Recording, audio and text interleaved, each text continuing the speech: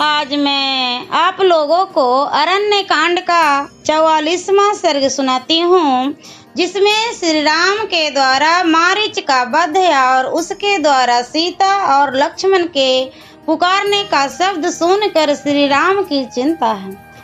लक्ष्मण को इस प्रकार आदेश देकर रघुकुल का आनंद बढ़ाने वाले महातेजस्वी श्री रामचंद्र जी ने सोने की मूठ वाली तलवार कमर में बांध ली।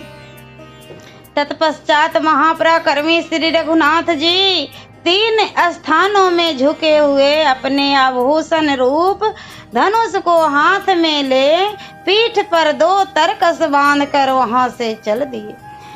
राजाधिराज श्री राम को आते देख वह वन्य मृगों का राजा कंचन मृग भय के मारे छिप गया, किंतु फिर तुरंत ही उनके दृष्टि पथ में आ गया। तब तलवार बांधे और धनुष लिए श्री राम जिस ओर वह मृग था उसी ओर दौड़े। धनुर्धर श्री राम ने देखा वह अपने रूप से सामने की दिशा को प्रकाशित सी कर रहा था। उस महान वन में वह पीछे की ओर देख देख आगे की ओर भाग रहा था।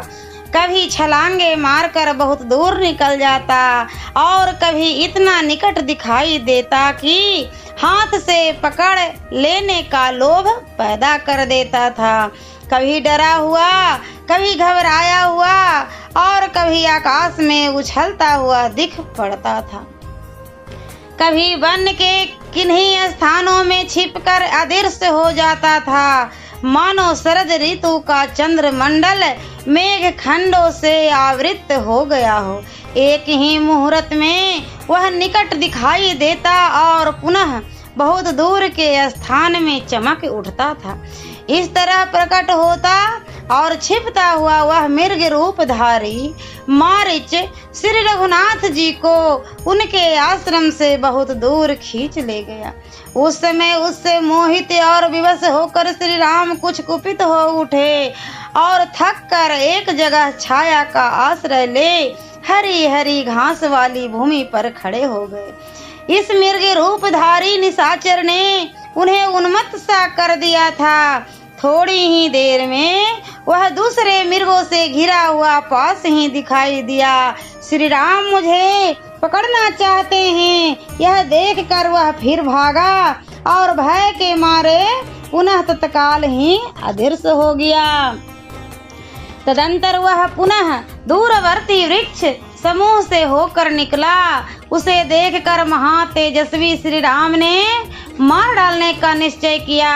तब वहां क्रोध में भरे हुए बलवान राघवेंद्र श्री राम ने तरकस से सूर्य की किरणों के समान तेजस्वी एक प्रज्वलित एवं शत्रु संहारक बाण निकाल कर उसे अपने सुदृढ़ धनुष पर रखा और उस धनुष को जोर से खींचकर उस मृग को ही लक्ष्य करके फुफकारते सर्प के समान सनसनाता हुआ वह प्रज्वलित एवं तेजस्वी बाण जिसे ब्रह्मा जी ने बनाया था छोड़ दिया। वज्र के समान तेजस्वी उस उत्तम बाण ने मृग रूपधारी मारीच के शरीर को चीरकर उसके हृदय को विदीर्ण कर दिया। उसकी चोट से अत्यंत आतुर हो वह राक्षस ताड़ के बराबर उछलकर पृथ्वी पर गिर पड़ा। उसका जीवन समाप्त हो चला। वह पृथ्वी पर पड़ा पड़ा भयंकर गर्जना करने लगा। मरते समय मारीच ने अपने उस कृत्रिम शरीर को त्याग दिया। फिर रावण के वचन का स्मरण करके उस राक्षस ने सोचा किस उपाय से सीता लक्ष्मण को यहाँ भेज दे और सूने आश्रम से रावण उसे हर ले जाए। रावण के बताए हुए उपायों को काम में लाने का अवसर आ गया है।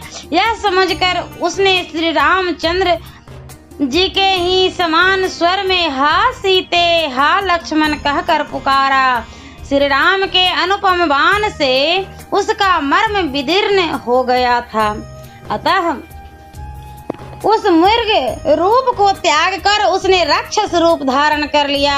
प्राण त्याग करते समय मारीच ने अपने शरीर को बहुत बड़ा बना लिया था। भयंकर दिखाई देने वाले उस राक्षस को भूमि पर पड़कर खून से लथपथ हो धरती पर लौटते और छटपटाते देख श्री राम को लक्ष्मण की कही हुई बात याद आ गई और वे मन ही मन सीता की चिंता करने लगे। वे सोचने लगे, हो जैसा लक्ष्मण ने पहले कहा था उसके अनुसार यह वास्तव में मारीच की माया ही थी।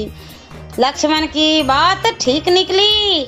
आज मेरे द्वारा यह मारीच ही मारा गया, परंतु यह राक्षस उच्च स्वर में हा सीते हा लक्ष्मण की पुकार करके मरा है। उसके उस शब्द को सुनकर सीता की कैसी अवस्था हो जाएगी और महाबाहु लक्ष्मण की भी क्या दशा होगी।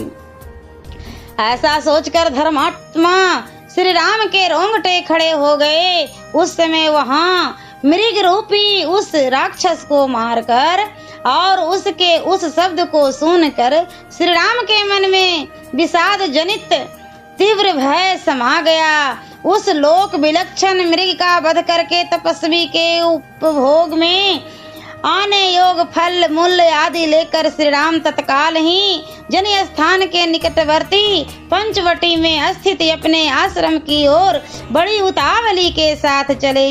सियावरे रामचंद्र की जय। और मैं अगले वीडियो में अरण्य कांड का 45वां सर्ग सुनाऊंगी।